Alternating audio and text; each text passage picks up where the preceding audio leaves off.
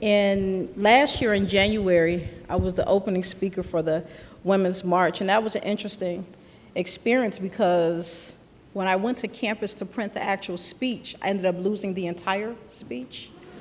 And so I somehow, from the library, Memorial Library, to the Capitol, scrapped to piece together whatever I could walking, trying to pull it back together. So today I show up and I brought my, what I printed, but what I printed was my agenda for something else. So fortunately for me and for us that we have Google Drive, and so I'm prepared. But I want to say thank you all for having me here. It's always an honor and a privilege to connect with people in the community who are doing good work. And it's always an honor and a privilege that you all, when you all choose me, I don't take it for granted.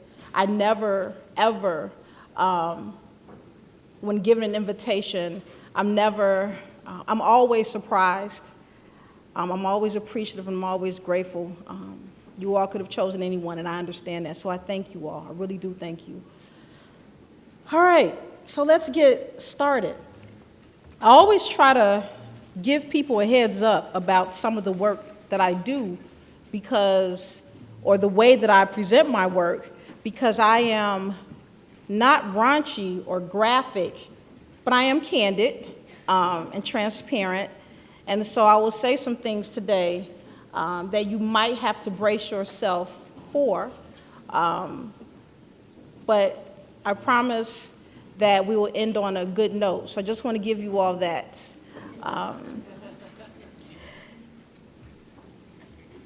So I start off by talking about my experience with the Women's March. And for me, January will always be Women's March Day. The whole month of January, every day in January will be Women's March Day. That's what January is now for me. Next month, as we know, is Black History Month.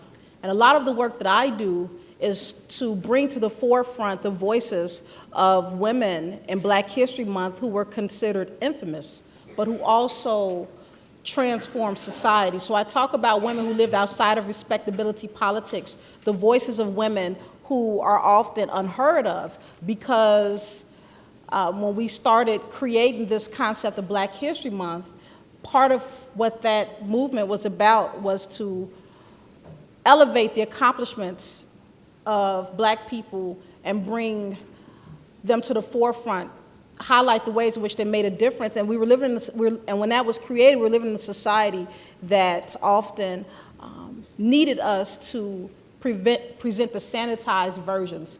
But in this day and age, I'm thinking we can expand the narrative a bit to show the complexity of folks. So that's what Black History Month is for me. And then, of course, there's Women's History Month.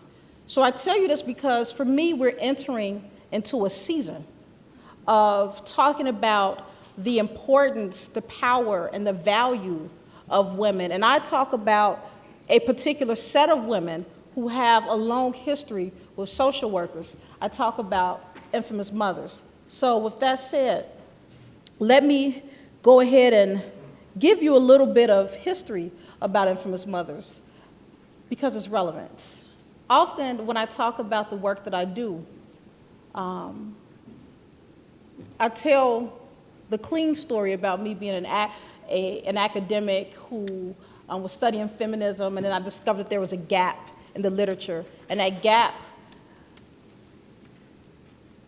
gap I noticed because it was voices like mine that were absent.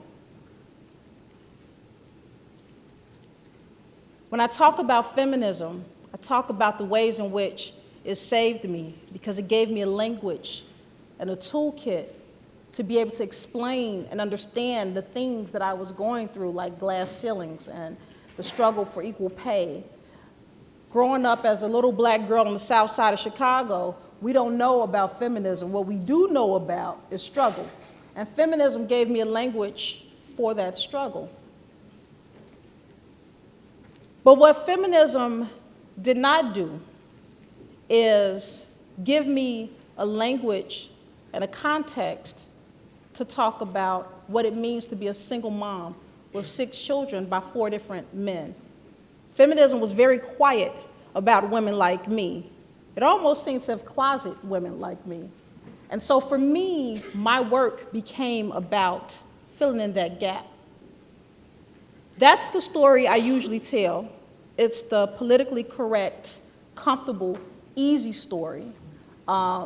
It's a story that we're familiar with. In many ways, even if I don't say it, we understand it in our everyday lives. We understand it in discussions around things like the Women's March and why so many black women were not there. But I want to give you the raw, uncut version of those origins. And I tell people often that when I do a talk, there is this kind of adherence to values associated with marriage. Something old, something new, something borrowed, something blue, right? So I gave you a little bit of the old. I'm about to give you a little bit more of the old mixed with some of the blue. And I'm thinking about the blue notes of blues music, right? That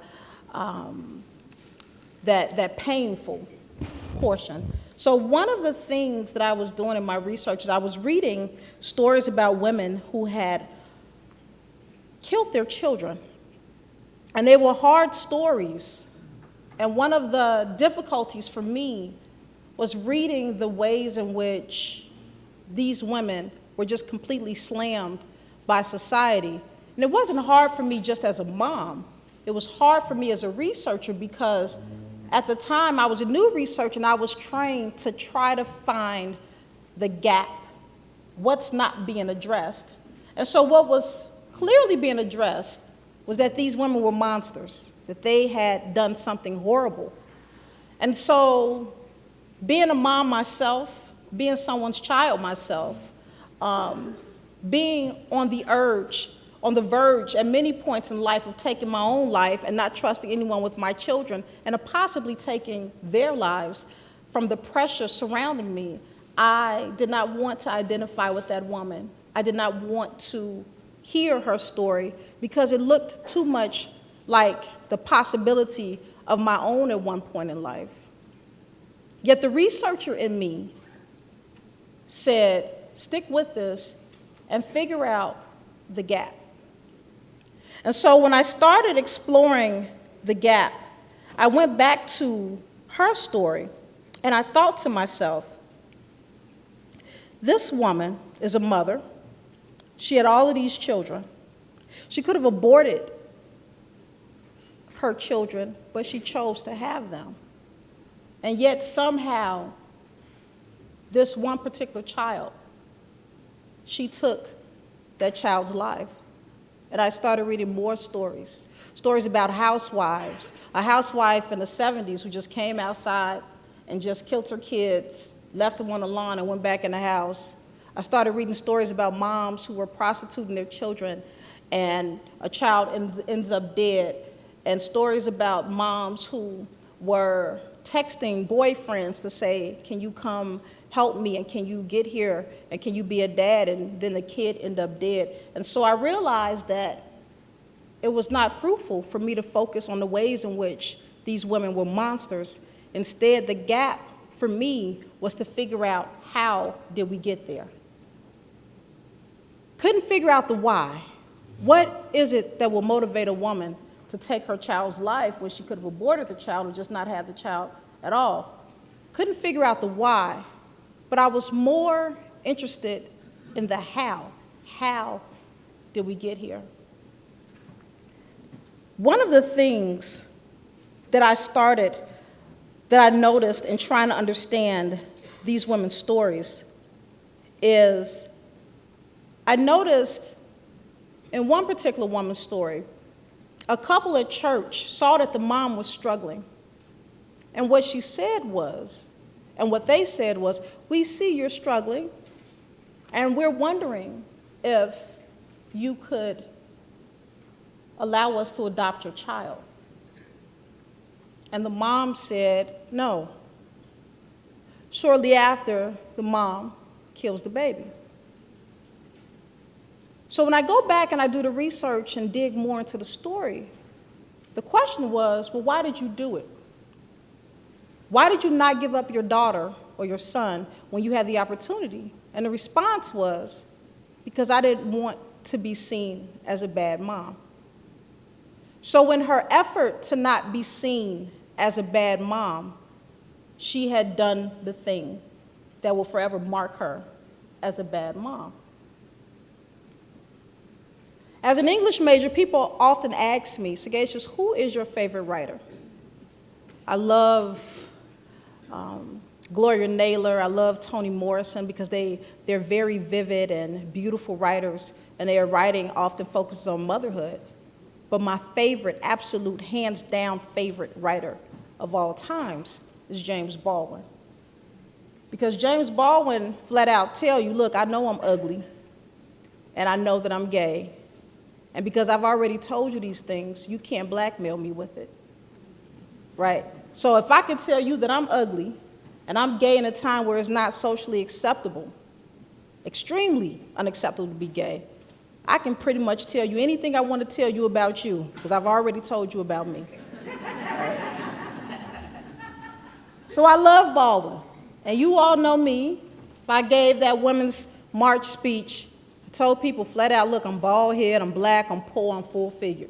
So if I can tell you about me, you know we're going to sit and we're going to have us a conversation about us, right? And so what Baldwin allowed me to do is not only fall in love with his work, but he gave me frameworks. And in his piece, The Uses of the Blues, he talked about how America, in this way that we exist as this place that's perfect and ideal, we as a society create monsters. And the monsters are not always just the moms who kill their babies, but often the monsters are the people who help create the circumstances that make it possible for a mom to kill her baby. So you, all of you good people, are probably clutching your pearls and saying, oh, I don't see how that's even possible. Well, I want you all to imagine the society that we live in. We are all now currently breathing the same oxygen. We live under the same ideals. And we put moms on the same status almost as God. Moms are perfect, and moms are self-sacrificing, they're martyrs. Moms know it all. Raise your hand if you're a mom. So all you perfect people, self-sacrificing, know it all, right? The reality of what it means to be a mom, and people don't often talk about it, is that being a mother in many ways can often be oppressive. Moms suffer in silence a lot. And we live in a society that tells people, I have a lot of friends who are surgeons, and they tell these surgeons, you know, you've been working too long. I think it's 16 hours. Go home before you start making mistakes. Go get you some rest. You know, people don't want to deal with those insurance problems when those mistakes start happening. We live in a society that's really big on professional development, which is why we're all here today. Who tells a mom, go home? You've been on your feet too long. It's been 16 hours. Get some rest. Who tells a mom, you know what? We're going to get you some personal and professional development so that you can be the best mom you can be. And while you're at it, we're going to create a community, a union, and all of these things that protect you. No one, because in the world that we live in, mothering is natural and is nurturing. Nurturing is natural. As soon as that baby comes into the world, there's this nurturing gene that's downloaded, and it just kicks right on in. I'm going to tell you, as a mother of 6, that didn't happen for me. And one of my children, she and I laugh to this day. She's 15. She's going to be 16. And I tell her, at birth, I just didn't like you at birth. I looked at you, and I just did not like you. But I was in charge of taking care of you, and I had to fake it. I had to learn to like you, and I had to grow to be a great mom towards you. And in my research gave me permission to talk about these things. There is an article that I always talk about called Faking Motherhood. And it says that women fake motherhood in the same way that we fake orgasms. We do it to make other people feel good, right? To boost other people's egos. And reading that gave me permission to be able to say, I don't like this kid, and I don't like this gig, right? And in doing that, I got some freedom. Because what I realized was it wasn't the kid that I necessarily didn't like, it was the circumstances under which I was parenting. But I wouldn't have never gotten to that had I not had the freedom to be able to say, I don't like you and I don't like this work. And as time went on, I realized that what I did not like about my daughter was that she had at birth all the things in her that I had never learned to deal with in me. And there she was, a reincarnation of all those things that I had passed only by social promotion, but I had never learned to deal with them. And so my daughter was me having to go back through all of those hurts again. And by being able to admit that, I realized that in her existence I had gotten a second chance and I had gotten a gift. But I wouldn't have been able to say that had I not done this research on motherhood that gave me permission to be able to say, I am faking this. So why am I telling you this? Why am I giving you this story about orgasms and faking and painful stories about mothering?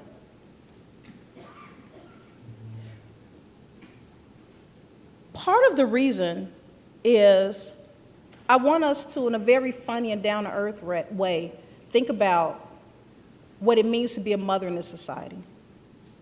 And I want you all to think about the ways in which women, the baby shower, think about a baby shower. Baby shower happens. All the gifts are for this baby that none of y'all know. Y'all ain't never met this baby. You never held this baby. Baby ain't even got a name. But all the gifts are for the baby. And there the mom is, just sitting there collecting gifts for the baby. No spa day for mom. Nothing, right? And this is the entrance into motherhood, right? She becomes a mom, and what we ask her, the society, is that her identity is erased. And don't you all think that that's the beginning of a recipe for disaster? That you lock a woman in the house all day with a kid she doesn't know,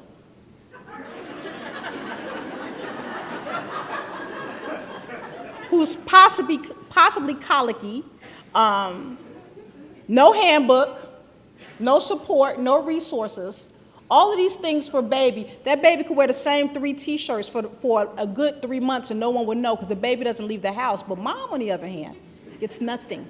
I want you all to think about this. In a society that's big on professional development and asking surgeons to not work all day because we understand that mistakes happen. Then what I want you to do is add poverty on top of that. Then I want you to add being single on top of that. Then I want you to put on top of all of that the stigma associated with both.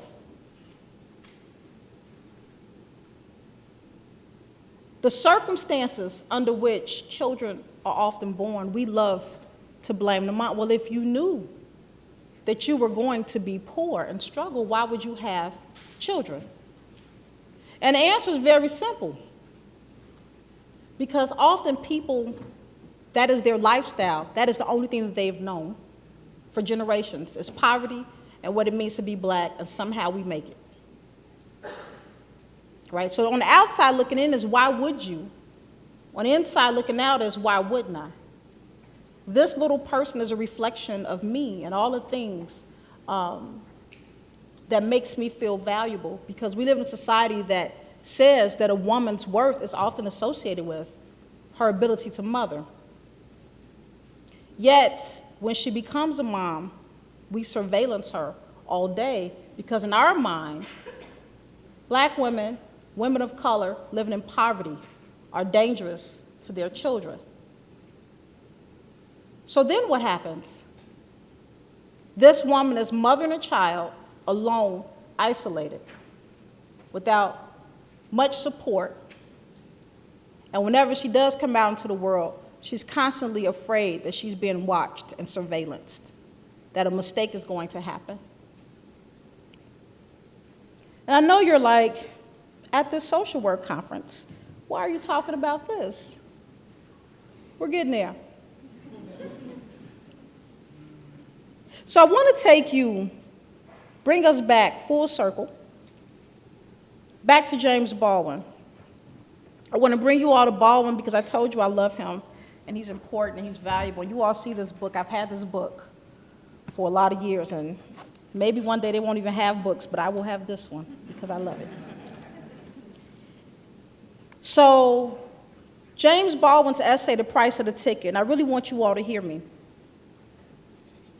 I want you to clench early because this is about to get uncomfortable. So just clench and then let it go. All right. To do your first works over means to re-examine everything. Go back to where you started, or as far back as you can, examine all of it. Travel your road again and tell your truth. Tell the truth about it. Sing or shout or testify or keep it to yourself, but know whence you came. This is precisely what the generality of white Americans cannot afford to do. They do not know how to do it, as I must suppose. They come through Ellis Island, where Giorgio becomes Joe, Papa Vasilio becomes Palmer, Evangelos becomes Evans, Goldsmith becomes Smith the Gold, and Avakian becomes King. So with the painless change of a name, and in the twinkling of an eye, one becomes a white American. Later in the midnight hour, the missing identity aches. One can neither assess nor overcome the storm of the Middle Passage. One is mysteriously shipwrecked forever in the great new world. The Irish Middle Passage, for but one example, was as foul as my own and as dishonorable on the part of those responsible for it. But the Irish became white when they got here and began rising in the world, whereas I became black and began sinking. The Irish, therefore, and thereafter, again, for but one example, had absolutely no choice but to make certain that I could not menace their safety or status or identity. And if I came too close, they could, with the consent of the governed, kill me, which means that we can be friendly with each other anywhere in the world, except Boston. The price the white American paid for his ticket was to become white. And in the main, nothing more than that, or as he was to insist, nothing less. This incredibly limited, not to say dim-witted ambition has choked many a human being to death. And this, I contend, is because the white American has never accepted the real reasons for his journey. I know very well that my ancestors had no desire to come to this place, but neither did the ancestors of the people who became white and who require of my captivity a song. They require of me a song less to celebrate my captivity than to justify their own.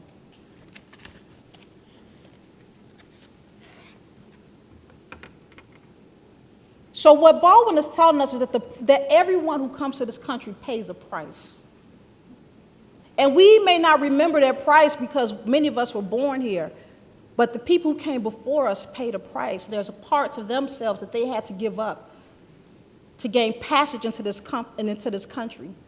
And while we may get along in any other place in this world, when we come to this country, we immediately become polar opposites of each other. Black goes against white. But there's a special price that social workers pay when they come into these systems with mothers. And there's the additional VIP rate. And that price is the minute I enter the system as a black woman who's already in opposition to you as a white woman, because raise your hand if you're a white woman in this room and you're a social worker. Okay, I just wanted you all to see the sea of hands, right? The average social worker in this country is a white woman. And often she's coming into contact with black women that through history have been in opposition with each other. We go all the way back to slave cabins. And you have men who have white wives who are having babies with black slaves. And the way that our system is set up, the white wives are not angry with the men, but they're angry with the slave, right? So we have a history where we have been set in opposition against one another. And we've bought into it because that was the price of our ticket, right? But why am I telling you this? Because as social workers, you pay an additional price. And the price of your ticket is that you enter into a system that often, if we're not careful, sanctions a certain violence against bodies. So I want to take you back to my friend Baldwin. He says, a mob is not autonomous. It executes the real will of the people who rule the state. The slaughter in Birmingham, Alabama, for example, was not merely the action of a mob. That blood is on the hands of the state of Alabama, which sent those mobs into the streets to execute the will of the state.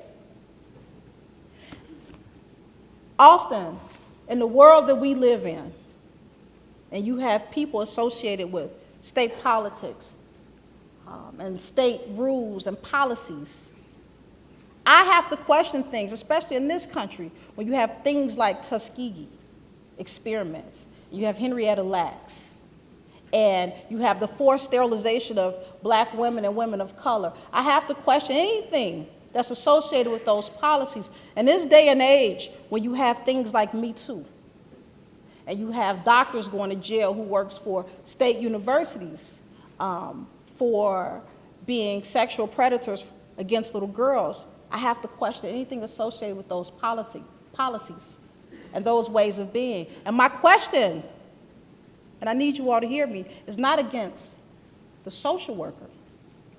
My question is more so about the larger system that requires and performs the training of the social worker.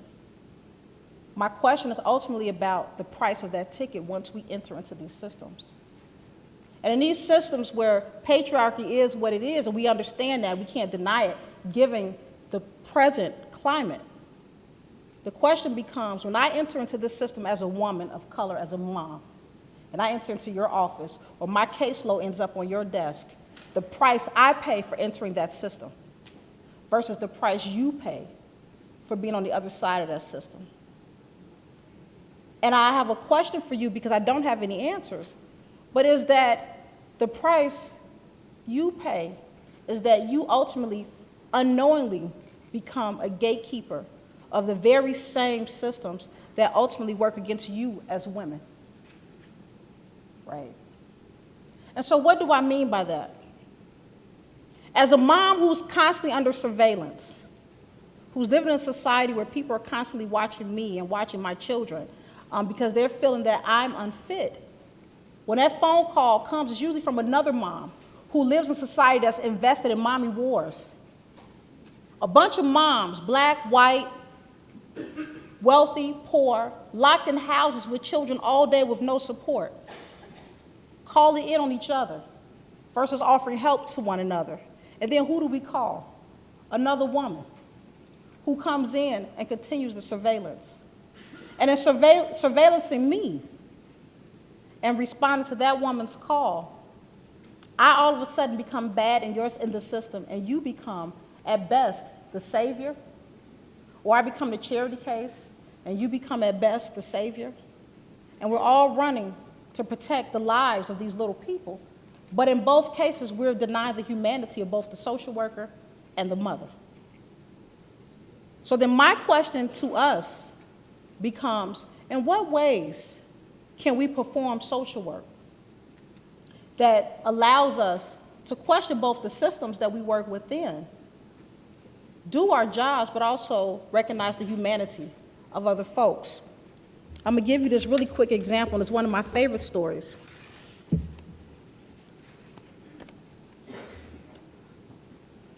It's the story of Edwina. She says, by the time I made it to my 20s, I was struggling with my children in the streets.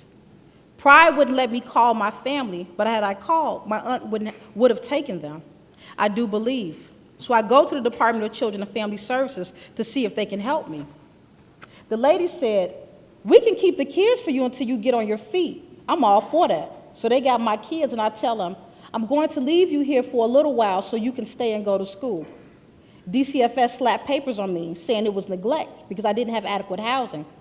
They never told me I was going to get a neglect charge.